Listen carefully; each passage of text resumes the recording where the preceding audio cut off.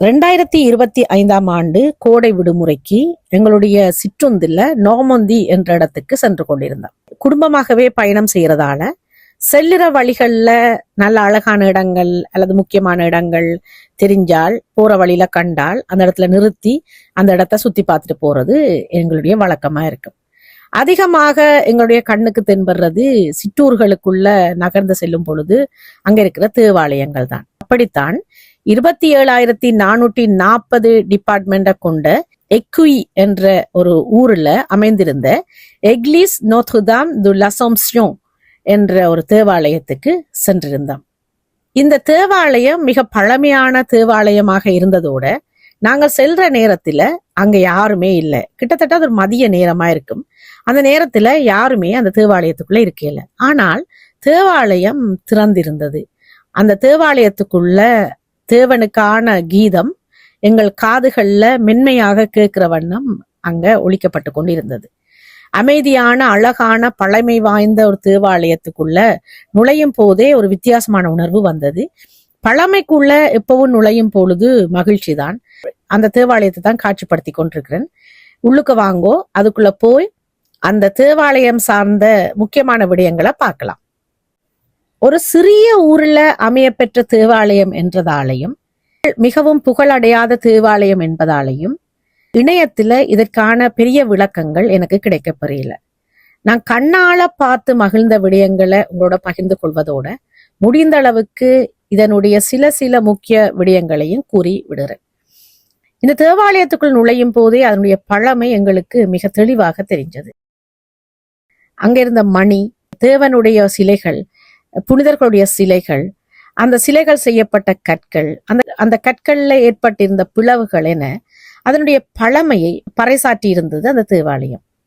அது மட்டுமல்லாமல் பல இடங்கள்ல அந்த தேவாலயம் பழமையாக இருக்கிறது என்பதற்கான எடுத்துக்காட்டாக உடைந்து சிதைந்து இருப்பதையும் பார்க்கக்கூடியதாக இருந்தது.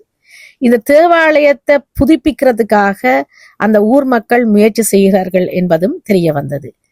அமைதியான குறிப்பிட்ட மனிதர்கள் மட்டுமே உள்ளுக்கு சென்று வழிபடக்கூடிய சிறியது என்று கூற முடியாது, ஆனால் பெரியதும் அல்லாத அந்த ஊருக்கு அடக்கமான ஒரு தேவாலயமாக அந்த ஊர் மத்தியில மிக கம்பீரமாக தன்னுடைய பழமையோட கம்பீரத்தையும் நிறுத்தி நின்றது தேவாலயம் தான் இந்த தேவாலயம்.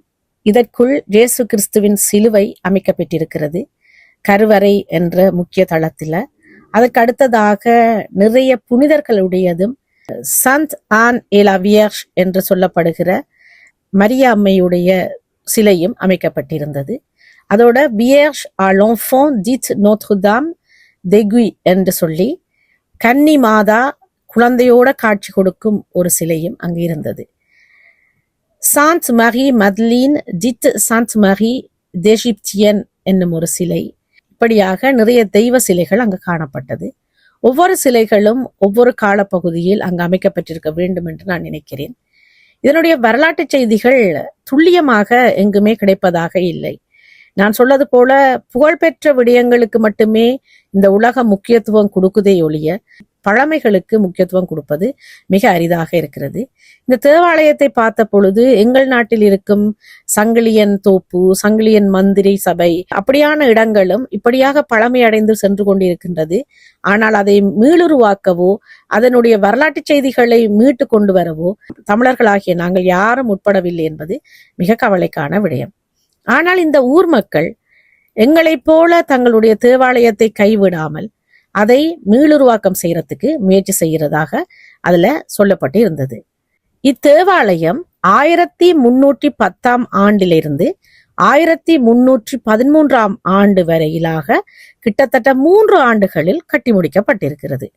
இத்தேவாலயத்தின் வடக்கு பகுதியில் அமைந்திருக்கும் மண்டபம் 14ஆம் நூற்றாண்டில் கட்டப்பட்டதாகவும் பின்பு 1528ஆம் ஆண்டு அதை மீளுருவாக்கம் செய்ததாகவும் கூறப்படுகிறது. இதனுடைய மணி, அதாவது இந்த தேவாலயத்தை பற்றிய செய்திகளை வெளிக்கொண்டு வரும் அல்லது பூசை நேரங்களை மக்களுக்கு அறிவிக்கும் அந்த மணி 1753ஆம் ஆண்டு கட்டப்பட்டிருக்கின்றது.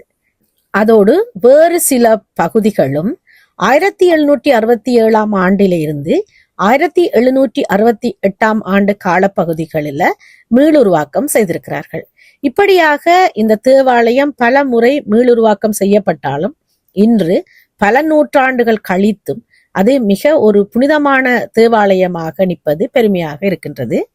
ஆரம்ப காலத்தில் கல்லூரியாக இருந்த இந்த கட்டடம் பிற்காலத்தில் நோத்ருதாம் து லசோம்சியோன் என்ற பெயர்ல 9 செப்டம்பர் மாதம் 1313 ஆண்டு தேவாலயமாக மாற்றமடைந்திருக்கிறது.